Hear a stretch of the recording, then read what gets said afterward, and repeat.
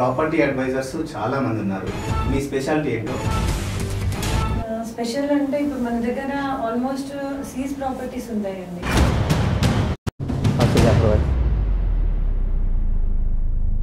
నాది first goal వచ్చి middle class వాళ్ళకండి. Okay. లో బడ్జెట్ లో హౌసెస్ కావాలి వాళ్ళకి.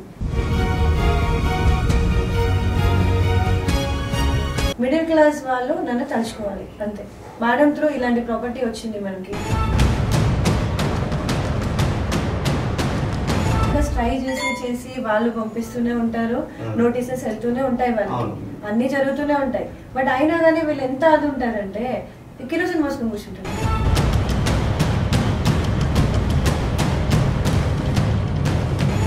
అంతా ఎడ్యుకేటెడే. చదవండి, ఒక 1 hours చదవండి. మీకు ఇష్టం ఉంటే లోన్ తీసుకొని, లేకపోతే లేదు.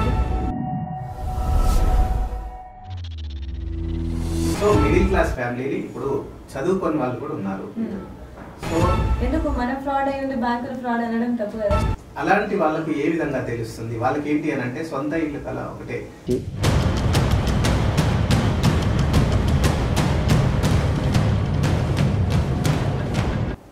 ఏదైనా చేసినా జెన్యూన్గా ఉండాలి అంతే.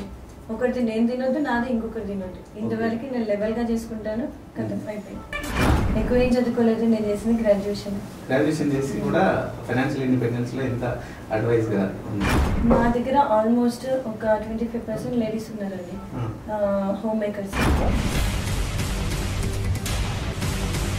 చూస్తున్నవారని అనుకుంటారు కదా, ఏ మా మాటలు మస్తుగా చెప్తారులే, ఆవిడకి ఏంది ఫుల్ బ్యాక్గ్రౌండ్ ఉండొచ్చు, అందుకే బ్రెయిన్ విత్ బ్యూటీ అంతే. అంతే.